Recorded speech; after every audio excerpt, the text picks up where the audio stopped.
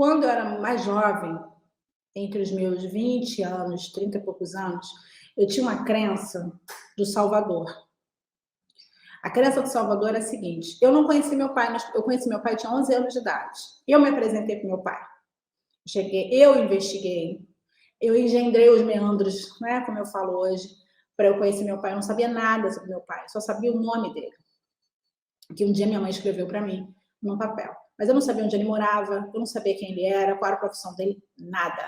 E eu, com 10 aninhos, eu comecei a elocubrar na minha cabeça de como que eu ia conhecê-lo, né?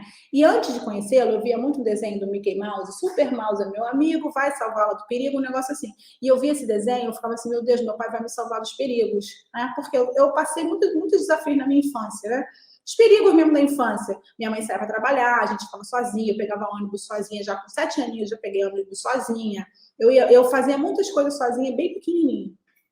E eu passei alguns perigos na vida, né? E aí eu pensava assim, meu pai vai me salvar. Meu pai, quando eu conheci meu pai, ele vai ser meu salvador. E aí eu conheci meu pai com 11 anos de idade. Eu inventei na minha cabeça uma história, né? Eu sempre fui muito inventativa, imaginativa. Uma história e eu comecei a atrair informações sobre meu pai. Várias informações. Olha para você ver, eu com 10 aninhos eu já usava a lei da atração sem saber. E aí eu atraí pessoas que começaram a falar. Eu atraí a minha tia, gente. Eu atraí a minha tia. Eu estava num lugar uma vez, chupando o dedo, que eu chupava dedo, e aí uma moça sentou do meu lado, falou assim, você chupa dedo, né? Eu falei, ela, olha, eu vou te contar um segredo. Não conta pra ninguém, não. Eu falei, tá, ela, eu também chupo. Aí eu falei, sério? Ela era uma adulta. E depois eu fui descobrir que aquela mulher era minha tia, irmã do meu pai. Eu não conhecia ninguém da família do meu pai. E aí eu comecei a usar já a lei da atração naquela época para ter informações sobre meu pai, até que eu descobri onde ele morava. E eu pedi para minha madrinha me levar na casa dele. E aí eu fui na casa dele, era um domingo, eu cheguei lá, estava a família do meu pai toda reunida, eu cheguei com 11 aninhos e me apresentei para eles, né? Eu sou sua filha. E foi um encontro assim bem característico, inusitado. Um dia eu falo mais sobre isso. Mas o que eu quero dizer para você é o seguinte: e eu durante a minha infância, nessa situação de querer encontrar meu pai, querer conhecer meu pai e passar por muitas dificuldades enquanto criança, uma filha sem um pai, né? Eu criei uma crença do Salvador. Puta que pariu. A crença do Salvador é a seguinte: que alguém ia me salvar, que eu ia ser a pobrinha e alguém ia me salvar, um homem ia me salvar, um super-herói ia me salvar. E durante muitos anos eu tive essa crença do Salvador. Eu achava que eu não ia conseguir vencer na vida sozinha. Até mesmo joia. Eu achava que eu só podia ter joia se eu ganhasse de alguém. Eu tinha que ganhar de alguém, não podia comprar, né? Eu achava que eu não era merecedora de comprar, porque eu tinha que ganhar, já que eu tinha a crença do Salvador. O Salvador ia me salvar o meu negócio, o Salvador ia salvar a minha vida. Gente, essa crença, ela tem duas partes dela.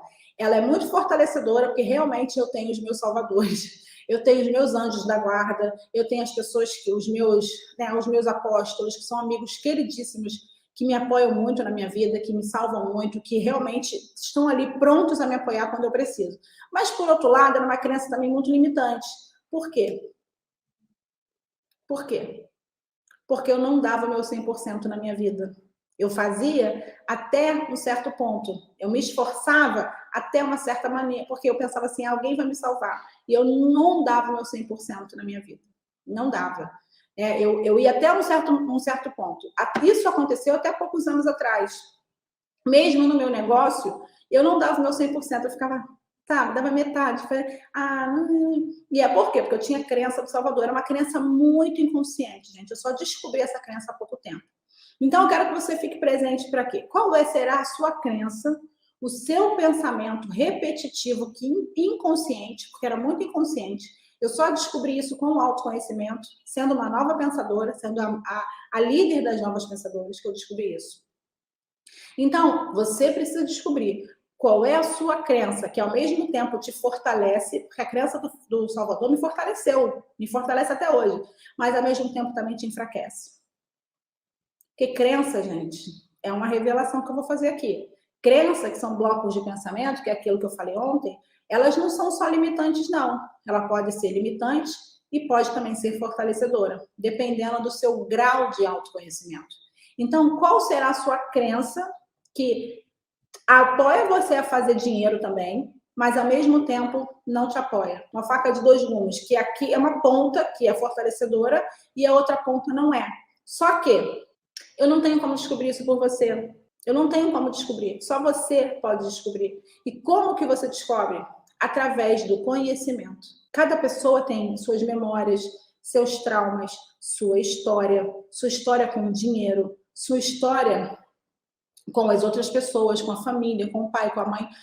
Quantas meninas têm uma história parecida com a minha? Quantas meninas têm uma história parecida com a minha? Mas a minha história é única, porque é a minha história. Então, eu tenho crenças que são únicas, que são só minhas.